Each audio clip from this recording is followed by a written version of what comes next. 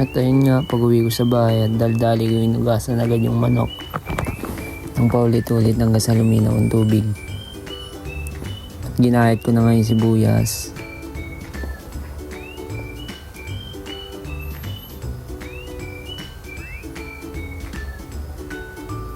At sinunod yung bawang.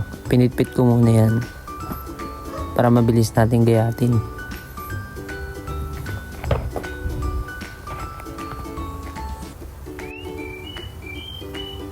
Tapos natin mag-gayat sa bawang, sinunod ko naman yung pechay at iniwa ko lang yung dulo. Tiniwa ko na rin yung talong. Tinati ko lang sa gitna, tinanggal ko yung dulo rin. Tinanggal ko yung mga may itim na part. Kasi yung may mga uod. At sinunod ko naman yung sitaw, tinanggal ko lang rin yung dulo na matigas na part. At pagtapos ko iwain ng mga sitaw, sinunod ko naman yung puso ng saging. Tinanggal yung dulo at tinati sa apat. Naglagay din ako ng tubig para hindi mangitim yung puso ng saging. At nagsalang na rin ako ng kaldero at nilagyan ko ng tubig, asin. Papakuluan natin yung mga gulay natin. Ayan, nilagay ko na rin yung pechay. Pagkakulo, hinango ko na rin yung pechay. Pagkasunod dyan, nilagay ko na naman yung sitaw. Ayan, nahulog pa. Pagkakulo, hinango ko ulit.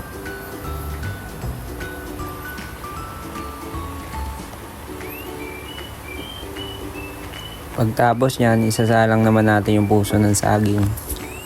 Papakuluan din natin yan. Yan, hinango ko na siya pagkakulo. Pagtaas nyan, nagsalang na ako ng kawali.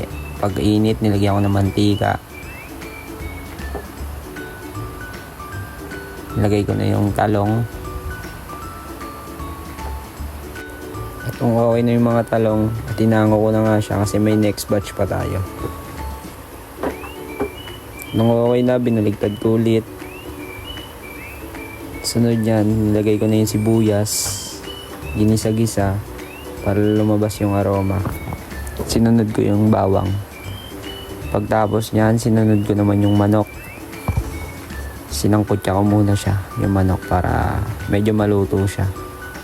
At nilagyan ko na rin siya ng atsuete. Nilagyan ko na rin ng tubig. At sinangkutya ko lang siya. At pagkakulo, nilagyan ko ng paminta, konting asin. At sinunod ko na rin yung giniling na bigas. At sinunod ko na rin yung mani. Pinahalo-halo ko siya para mabilis lumapot.